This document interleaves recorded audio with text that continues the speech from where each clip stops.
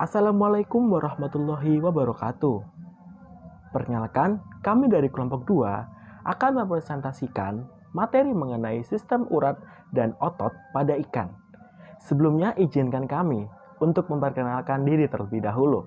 Perkenalkan, nama saya Muhammad Farhan Satya Bintang Samudra dengan nomor NIM 0902042132. Selanjutnya, rekan saya. Perkenalkan, nama saya Harman Nadar dengan NIM 0901042108. Perkenalkan, nama saya Anastasia Mulia Paradigma dengan NIM 090204210220. Materi ini berisi seputar klasifikasi otot dan urat ikan yang berdasarkan struktur, cara kerja, dan letaknya, serta beberapa contoh gambar dari otot ikan di beberapa bagian. Sistem otot yang dimiliki ikan sama dengan vertebrata lainnya, dan juga memiliki fungsi yang sama, yaitu dalam menggerakkan tubuh, peredaran darah, dan aktivitas tubuh. Otot pada ikan juga membantu mereka dalam berenang atau bertahan hidup di air dan tidak tenggelam di dalam air. Sebab air 800 kali lebih kental daripada udara, sehingga ikan memerlukan sejumlah tenaga agar dapat hidup di dalamnya. Berdasarkan strukturnya, otot dibagi menjadi 3, yaitu otot polos, otot bergaris lintang, dan otot jantung. Yang pertama ada otot polos atau disebut juga urat daging licin. Serabut otot polos lebih sederhana dan lebih kecil dibandingkan dengan serabut otot lainnya. Serabut ini tumbuh dari mesenchim embrio, secara primer berasal dari mesoderm dengan disertai sel-sel jaringan ikat, kemudian berkembang menjadi otot-otot polos. Kerja otot polos ini disebut involuntari sebab kerjanya tidak dipengaruhi oleh rangsangan otak. Serabut otot polos pada umumnya tersusun dalam ikatan, tetapi banyak pula yang tersebar. Kontraksi otot ini lambat, dan kerjanya pun lama. Otot polos terdapat pada dinding saluran pencernaan, baik yang melingkar maupun yang memanjang, saluran peredaran darah, mata, dan saluran ekskresi dan reproduksi. Pada dinding saluran pencernaan, otot ini digunakan untuk menggerakkan makanan, di mana gerakannya itu peristaltik, dan yang lainnya ditemukan pada saluran kelenjar pencernaan, kantung urin, trakea, dan bronki di paru-paru. Pada saluran peredaran darah, otot ini berguna untuk mengatur tekanan darah. Pada mata, otot digunakan dalam mengatur akomodasi dengan menggerakkan lensa mata dan mengatur intensitas cahaya. Dan yang terakhir ada pada saluran ekskresi dan reproduksi, yang digunakan dalam menggerakkan produk yang ada di dalamnya. Kedua adalah otot bergaris lintang atau disebut juga urat daging bergaris. Disebut otot bergaris karena serabutnya memperlihatkan garis-garis melintang dengan banyak inti tersebar pada bagian-bagian pinggirnya. Otot ini disebut juga otot rangka karena melekat pada rangka atau kulit, dan disebut voluntari karena kerjanya dipengaruhi oleh rangsangan otak. Bila dilihat secara keseluruhan, otot bergaris pada seluruh tubuh ikan terdiri dari kumpulan blok otot atau urat daging. Tiap-tiap blok otot dinamakan myotum. Pada saat embrio disebut myomer. Pada urat daging yang menempel pada tubuh ikan sebelah kiri dan kanan, dari belakang kepala sampai ke batang ekor, myotum tersusun menurut pola tertentu yang biasa dibedakan menjadi 2 tipe, yaitu silostomin yang ditemukan pada kelompok Agnatha dan Piscine, yang ditemukan pada kelompok ikan Elasmobranchi dan Telestoei. Kumpulan otot ini biasanya diberi nama sesuai dengan pergerakannya atau organ tempat otot itu melekat, seperti otot penegak sirip punggung, otot penarik sirip dada. Pola konstruksi otot-otot parietal terdiri dari urutan myomer yang zigzag, diikat oleh myoseptum, yaitu bagian jaringan ikat yang membatasi antara myomer berurutan. Myomer terbentang mulai dari tengkorak sampai ujung ekor yang berdaging. Setiap myomer terdiri dari bagian dorsal yang disebut hepaksial, dan bagian ventral disebut hipaksial. Keduanya dipisahkan oleh jaringan ikat yang disebut horizontal stologenous septum.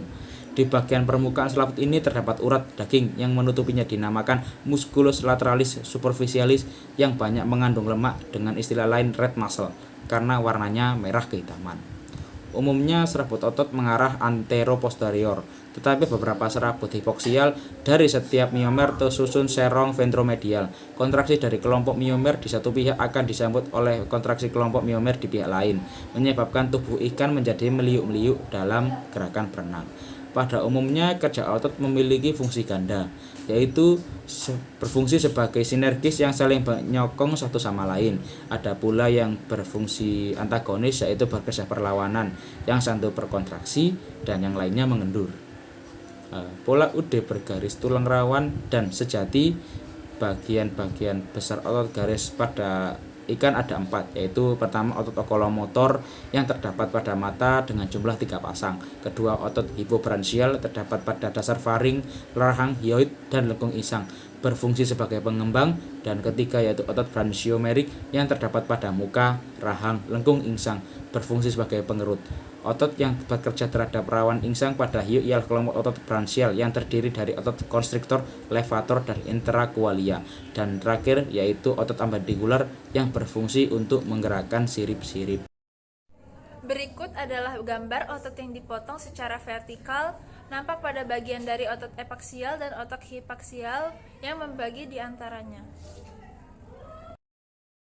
Dan ini merupakan gambar otot yang dipotong secara horizontal. Yang A merupakan ikan lamprey, sedangkan yang B merupakan ikan telestoi. Berikut adalah gambar otot kepala, terdiri dari 1 otot penggerak rahang, 2 otot penarik eksternal, 3 otot penggerak rahang bawah, 4 otot elevator palatini. Berikut adalah gambar otot pada sirip.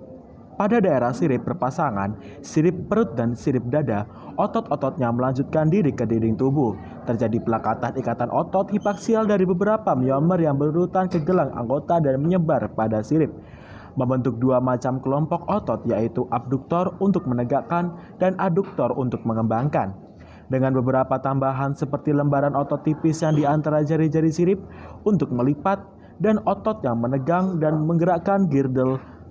Dalam beberapa hal, sirip berpasangan selain berfungsi untuk pergerakan, juga sebagai alat untuk menyalurkan sperma dari ikan jantan kepada betina pada golongan ikan elasmobranchi. Sehingga urat daging di sini pun berfungsi sebagai pendorong sperma keluar. Otot sirip-sirip tunggal berfungsi untuk menggerakkan sirip-sirip tersebut. Otot-otot permukaan pada sirip punggung dan sirip dubur disusun sebagai pasangan otot protaktor, penegang, dan retraktor, pengendur. Urat daging inklinator lateral dan urat daging erektor di bagian depan serta depresor di bagian belakang. Berikut adalah gambar otot pada ekor. Sirip ekor mempunyai gumpalan otot lateral yang dihubungkan oleh otot pada bagian dasarnya. Otot ekor berfungsi menggerakkan dorsal flavor dan ventral flexor dan mengembangciutkan seperti kipas flexor interfilamental di antara jari-jari sirip. Yang ketiga adalah otot jantung atau urat daging jantung. Jaringan otot jantung memperlihatkan garis-garis melintang pada serabutnya. Pada otot ini tidak ada serabut yang terpisah, masing-masing berhubungan satu sama lainnya. Otot jantung berkontraksi kuat dan terus-menerus bekerja, sampai individu ini mati. Kerja otot jantung ini bersifat involuntari sebab bekerja di luar rangsangan otak. Secara embriologi, otot jantung merupakan tipe istimewa dari otot polos, di mana sel-selnya menjadi bersatu seperti sentium. Otot ini berwarna merah tua, berbeda dengan otot bergaris yang berkisar antara warna putih hingga warna merah jambu, bergantung pada jenis ikannya. Otot ini disebut pula sebagai miokardium, sebab dilapisi oleh selaput perikardium, selaput luar, dan endokardium sebagai selaput dalam. Cara kerja yang pertama adalah voluntari, yang dimana gerakan otot dipengaruhi oleh rangsangan otak. Jadi gerakannya bersifat manual seperti otot bergaris lintang. Yang kedua adalah involuntari, yang dimana gerakan otot tidak dipengaruhi oleh rangsangan otak. Jadi gerakannya bersifat otomatis tanpa ada kehendak, seperti otot polos dan otot jantung. Berdasarkan letak, yang pertama adalah menempel pada rangka seperti otot bergaris lintang, karena otot tersebut yang menggerakkan anggota gerak tubuh. Yang kedua adalah tak menempel pada rangka seperti otot jantung dan polos, karena otot tersebut sedikit menggerakkan anggota gerak tubuh.